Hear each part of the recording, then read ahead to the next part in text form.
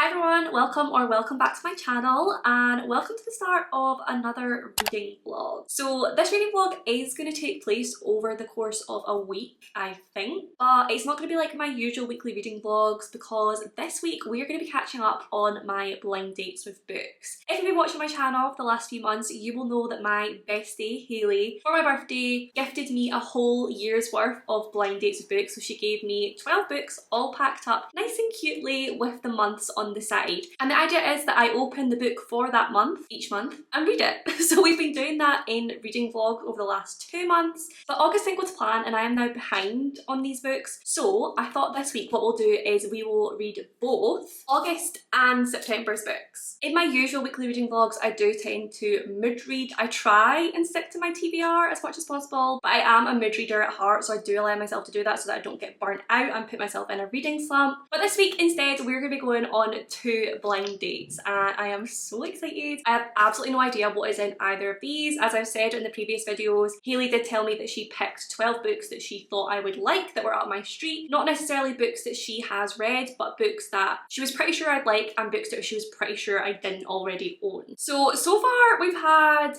a couple of good ones and one not so good, I believe. Last month's I thoroughly enjoyed. I will link the rest of the videos down below if you do want to go and watch them. But I'm hoping for good ones this week. I'm in such a mood and read at the moment and it'd be... a mooding? Did I just say I'm in such a mooding read?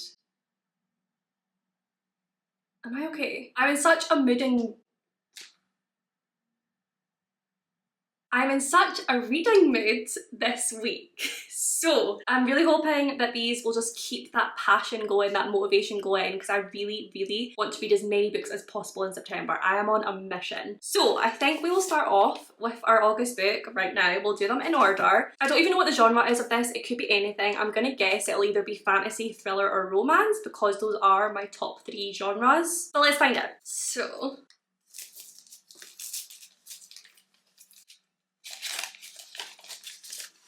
the first book we're going to be reading this week is...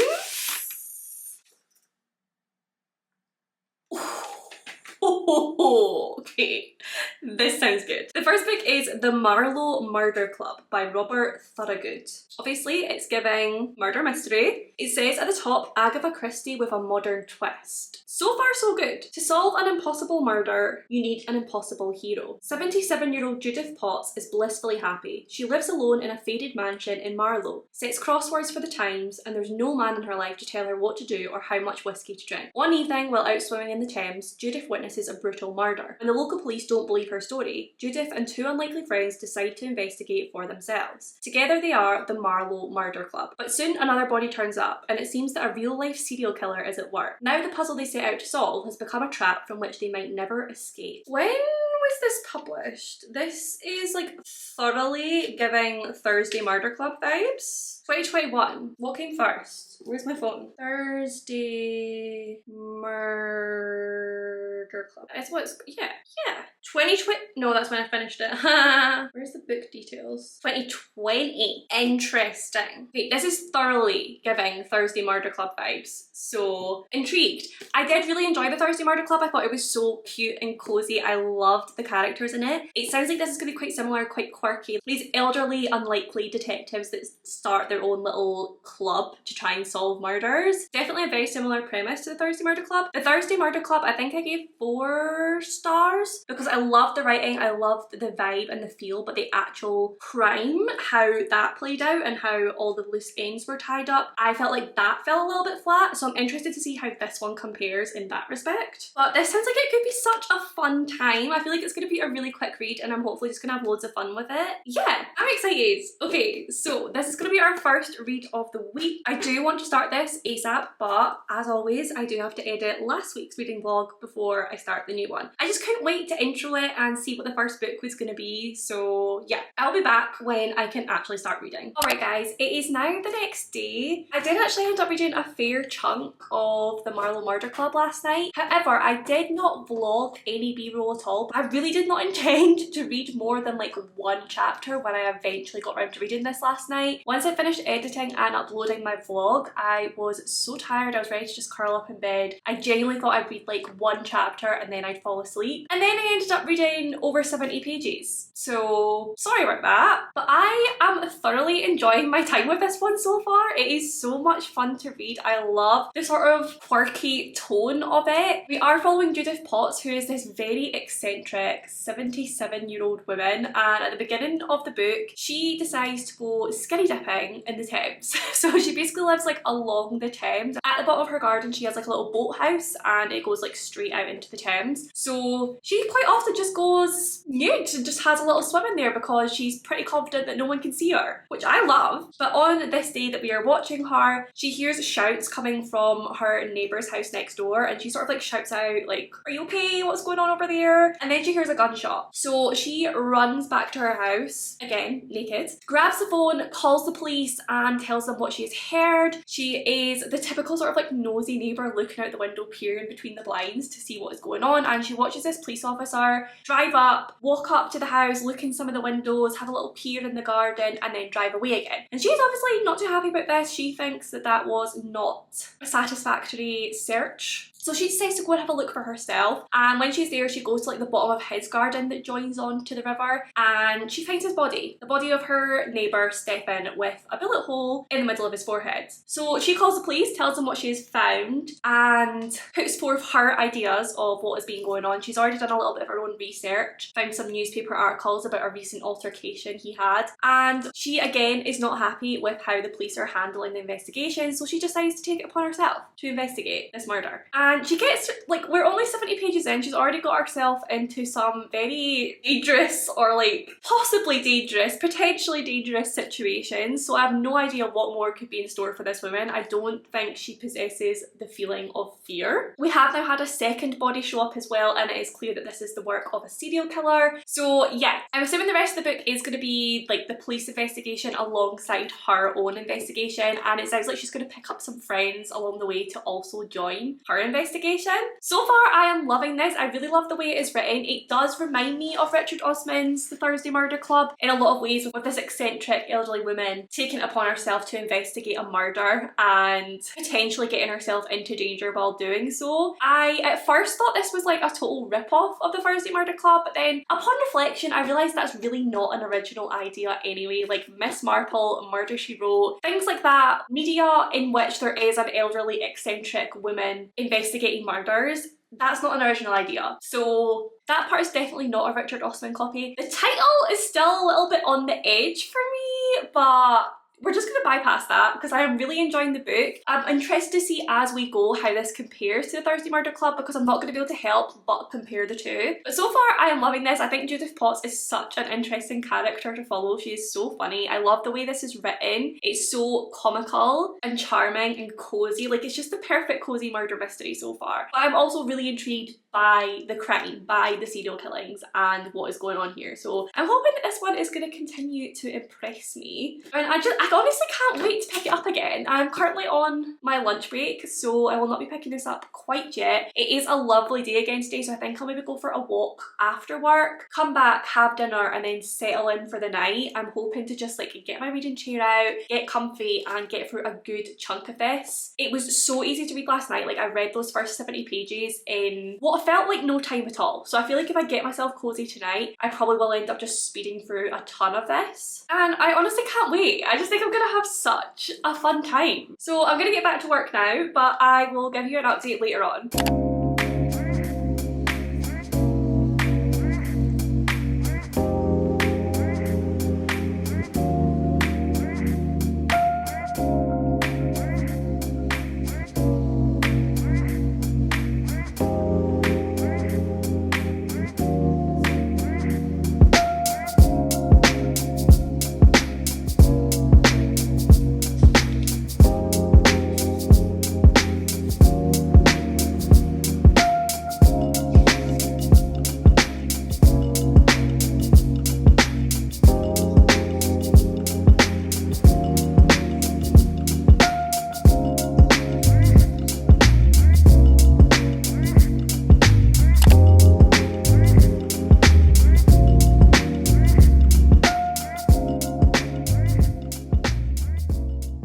Alright guys, so I have been reading for a few hours now and I am currently on page 219, so I have this amount left. I think I've got about 120 pages left of the Marlow Murder Club, so well over halfway, and I'm still very much enjoying this one. I'm just having such a fun time with it. Like, is it realistic? No, not at all, but it's just so much fun. Like, Judith, the main character, is basically, I mean, at times working alongside the detective and at other times just fully exasperating the detective, but the information that they feed to each other is definitely not realistic in any way. But I love the relationship that the two of them have. Judith has also made two unlikely friends named Susie and Bex, who both come from very different backgrounds, who both of them she met in very funny circumstances, and they've almost made like this little detective team together. And this is gonna sound really ridiculous, but the relationship between the three of them and the three characters gives me such Bad Mums vibes. Like the movie with Mila Kunis, Bad Mums, the three women in that, those are the vibes I get from this trio. So we have Judith, who would be like Mila Kunis, although that's probably the most loosely connected one. Although I suppose you could kind of say Mila Kunis is quite quirky in Bad Mums, and she's definitely like the leader of the group. She's confident, that sort of thing. Then we have Susie, who is like, she reminds me of the single mum friend who, I can't remember who plays her, but she's just really outrageous and sort of like salt of the earth type vibes. That's the vibe I get from Susie. And then we have Bex, who is definitely like Kristen Bell's character, because she is just so hung up on her duty as like this housewife, vicar's wife, mother. She doesn't really want to get involved because she doesn't think she should, but she does want to get involved because she wants some more excitement and adventure in her life. I feel like they're so similar and I'm absolutely loving that part of this. I don't know, I just feel like I find such a connection between those two trios and I absolutely love it. The actual like sort of crime aspect of this is definitely getting a lot more convoluted as well. There's a lot more characters involved, there's been more murder, and I honestly have absolutely no idea what is going on. Like, I do not have any theories at all, so it's definitely not predictable. That doesn't mean that it is necessarily going to get wrapped up well. It could still fall flat for me. But at the moment,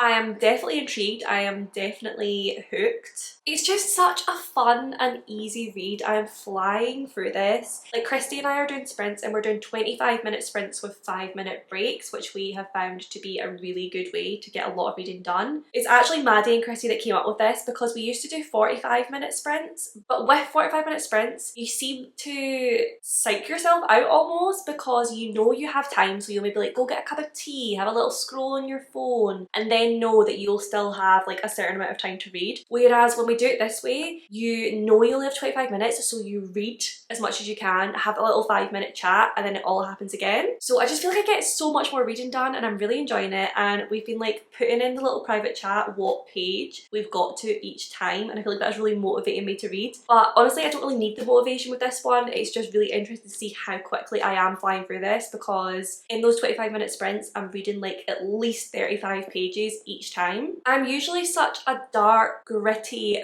thriller gal, but I'm really vibing with this cozy murder mystery, which is new for me. Maybe I just haven't been finding the right cozy murder mysteries. Maybe this could be like a new obsession unlocked for me. Yeah. I'm just having such a fun time. So like I said, I've got about 120 pages left to read. I don't think I'll finish this one tonight. It is 5 to 10 and I have work tomorrow. So yeah, I'm definitely not going to finish this one tonight, but I will most certainly finish it tomorrow, and I'll probably come back to you with my final thoughts. Alright you guys, I have just finished The Marlow Murder Club by Robert Thorogood, and I'm gonna give this one 4 out of 5 stars. I just had such a fun time with this book. I really didn't think that cozy murder mysteries were my thing, but apparently they can be when they're done well, because I seriously enjoyed my time with this book. I absolutely love the dynamic between this unlikely trio of friends who honestly just want to do good in this investigation. They just want to help out and make sure that the bad guys are caught. Like I said, it gave me such Bad Mums vibes, like the relationship between these three women and their characters, who they were, how they related to the world. Yeah, serious Bad Mums vibes vibes, but in the best way. The ending was honestly iconic. Like, it was just such a typical sort of like Miss Marple Murder She Wrote ending. Very dramatic, very unrealistic to be honest, but the way that Judith handled it all, she is an icon. I love her. I did really enjoy the way this one was wrapped up as well, like when we find out who the murderer is and how it all came together. I had no idea. Like, I would never have guessed the conclusion to this book, which I'm really surprised by, to be honest, because I thought because this was going to be like a fun murder mystery, I was probably going to be able to tell what was going on. But no, I had no clue, but I enjoyed the way that it was wrapped up. I think that this is a series. There is a second book out already and possibly a third one coming out, so I'm definitely going to be continuing with the series if it's anywhere near as fun as this one was. And I would love to know if you have any cozy murder mystery recommendations. Please do put them down below, because apparently that could be a new genre for me and it would be perfect for like the autumn winter months as well. So yeah, any recommendations, please do let me know. But that was such a successful blind date. I am so happy. But it is now time to open up our second blind date for this video, my September book. Once again, I have absolutely no idea what is in here. I don't know what the genre is or anything like that, but she is slim. She is a nice small read, so I'm hoping this one is going to be quite a quick and fun read. Watch me totally shoot myself in the foot there, and this is like the densest book ever with like tiny font and really thin pages. But fingers crossed, it's just gonna be like a quick fun read. Let's just go ahead and open it and find out.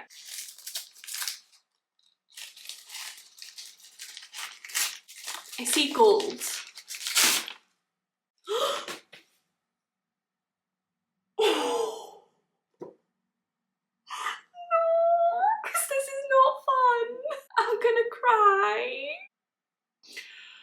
Oh my god, oh my god, I actually feel emotional already just thinking about how much this book is gonna destroy me. So it is The Notebook by Nicholas Sparks, and I'm so not ready.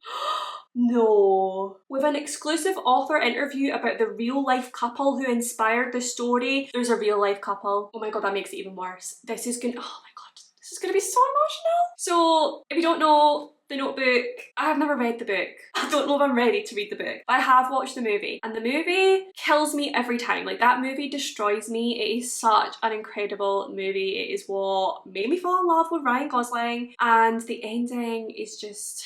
it holds a special place in my broken heart, and I don't know if I'm ready to read it because I feel like it could be even worse potentially, depending on how Nicholas Sparks writes, because I actually haven't read any of Nicholas Sparks' books. I have watched a lot of the movies and I'm pretty sure every single one has made me cry, because apparently he writes like ultra emotional stories. So I am intrigued to see if the writing gets me as hard as like the plots do. I'm gonna read the blurb just for anyone who doesn't know. I feel like most of you will have at least watched the film, but I'm gonna read the blurb anyway. Oh god. Once again, just as I do every day, I begin to read The Notebook aloud. I'm already in my feels. Noah Calhoun has returned from war, and in an attempt to escape the ghosts of battle, he sets his mind and his body to restoring an old plantation home to its former beauty. But he is haunted by memories of the beautiful girl he met there years before, a girl who stole his heart at the fun fair, whose parents didn't approve, a girl he wrote to every day for a year. When Allie Hamilton shows up on his doorstep, exactly as he has held her in his memory for all these years, Noah has one last chance to win her back. Only this time, it's not just her parents in the way. Allie is engaged, and she's not a woman to go back on her promises. The Notebook is the love story to end all love stories. It will break your heart, heal it, and break it all over again. I'm not ready. Why would she do this to me? Okay, yeah. So I am really, really excited to read this. I think it's going to be such a beautiful book. I'm just a little bit terrified of how much it's going to destroy me. But we'll soon find out. I mean, maybe this is like exactly what I need after having such a cozy fun time with this. We're gonna have a life-shattering moment with this. Okay, I don't think I can say any more right now. I'm gonna go ahead and start this and I'll give you an update soon.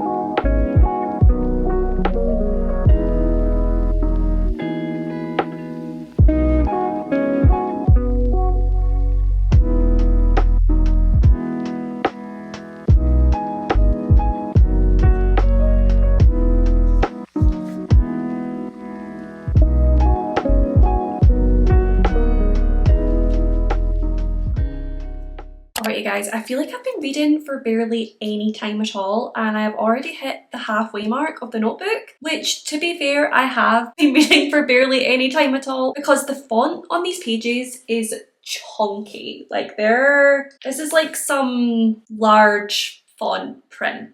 And it turns out this book is only like 220 pages long, which seems insanely short for how much goes on in the film. Christy and I are on sprints again, and we were debating whether this can even be called a novel. So I googled it to find out what the length is of a novella, and according to the Science Fiction and Fantasy Writers Association, a novella's word count is between 17,500 and 40,000 words, which roughly equates to 70 to 160 pages. So at 220 pages, I guess you would call this a novel, but definitely a short one. Absolutely speeding through it. I am really enjoying it. The first chapter got me. Like, I read the first chapter and I was like, uh-oh, like this book is seriously gonna destroy me. The way the first chapter was written was absolutely beautiful. First chapter is from Noah's perspective as an elderly man in what I'm assuming is like a care home that him and his wife now live in, but his wife has dementia, so she has no idea who he is. And the first chapter is like him waking up like a usual day. He grabs the notebook and he walks through to her room. All the nurses are just like, I hope it works this time, sort of thing. And he opens the notebook and begins to read their story again to see if it'll spark anything in her. And the way that was written was freaking beautiful. Since then, we've gone back in time to, we had like a very short flashback to when they first met and they first dated, the sort of quick whirlwind summer they had. That was written over the space of like a few pages, which is interesting because I feel like that takes up quite a big bit of the film. And then the main part of what we've been following is just like a few days really since Noah is working on this house that he has renovated, and Ali sees in the newspaper that he has done this, and he always said he would renovate this house that was like in ruins when they were younger and they had that summer together. She sees this, she is now engaged to a man called Lon, and she decides to go and see Noah because there's something she has to know. She has to know, almost like a closure thing, I guess. Like she needs closure before she can get married. She doesn't really know why she's gone, she just knows that she has this compulsion to go. And we're following the few days that they spend together when she does that, with some flashbacks to each of their lives while they've been apart. And they've been apart for like 14 years. So the way that it's written is interesting because I feel like obviously in the film it's quite the way it's done, you get a lot more of their past in it, and also you get a lot of like jumping back and forth between them when they're older and them in this time when they're like falling in love. So I'm not sure how I feel about the book because I feel like maybe if I hadn't seen the film and if the film didn't hold such a like precious piece of my heart, then maybe I wouldn't enjoy the book. I wouldn't be quite as invested in it as I am because I already know these characters and I already know this story and I already love them. So I'd be interested to know how I feel about this book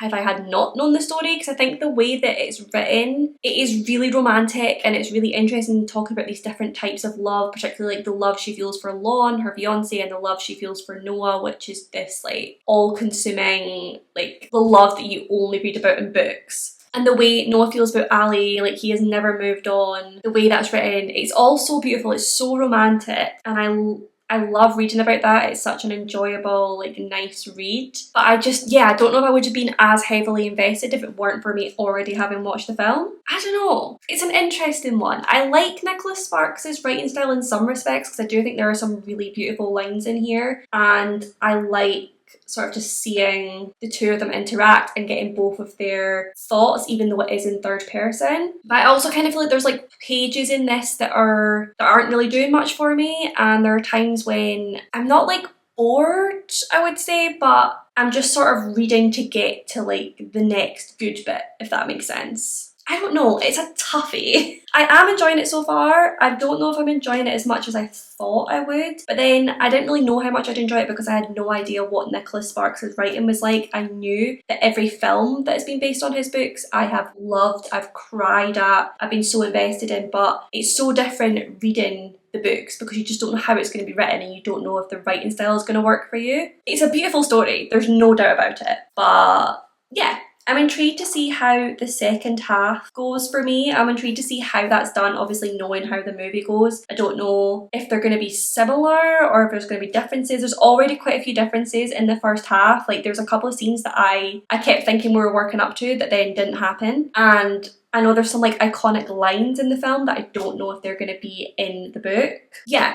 I'm conflicted at the moment, but I'm definitely enjoying my time with it, and it is such a quick read. So yeah, I'm going to continue to read. I think I'll read a little bit more tonight. I'm not sure how much more, but I'll probably end up finishing this one off tomorrow. Alright guys, it is the next day. I've got about 60 pages left of the notebook. I know it looks like I've got a lot more, but there's lots of stuff in the back of this. It's not actually part of the book, and this whole part here as well is also like a taster for another one of his books. So yeah, I've got about 60 pages left. We've just got to the final section. Noah has just closed the notebook. He has finished telling their story, and don't think I'm ready for what's going to happen next, but I'm just going to sit here and finish this book off right now.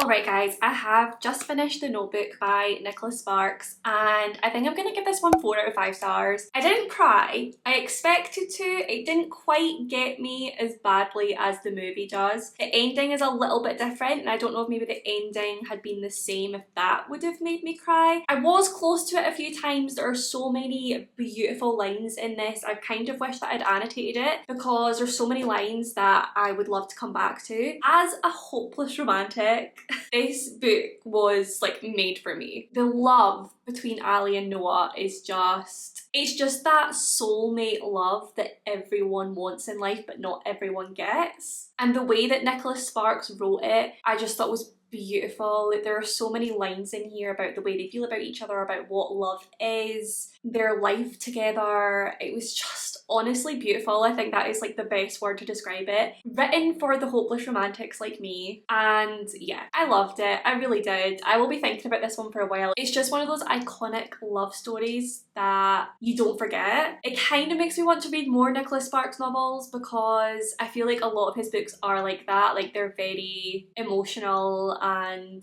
usually about that sort of like real pure love. So yeah, I definitely enjoyed my time with this one. I'm gonna give it 4 out of 5 stars. I feel like it could have been a 5 stars. There was just some things that were missing for me. There was some things about the writing, some things about the pacing and the plot that just didn't quite hit 5 stars for me. But yeah, I'm happy with 4 stars. I do think I probably enjoyed this more because I'd seen the film. Like I said earlier, I would have been interested to see if I would have gotten as invested in the story if I hadn't seen the film first. But I do also feel like, being me and loving like romantic love stories like this, I still would have loved it. I know it's absolute blasphemy to say it, but I do kind of prefer the film. Don't come for me. So yeah, just a little wrap up of this blind date with a book reading vlog. We did my August and September books this month because I missed my August one last month. So for August we got The Marlow Murder Club by Robert Thorogood. Ended up giving this one 4 out of 5 stars. It was such a fun, cozy murder mystery with really interesting, funny characters, great dynamic between them, and a really good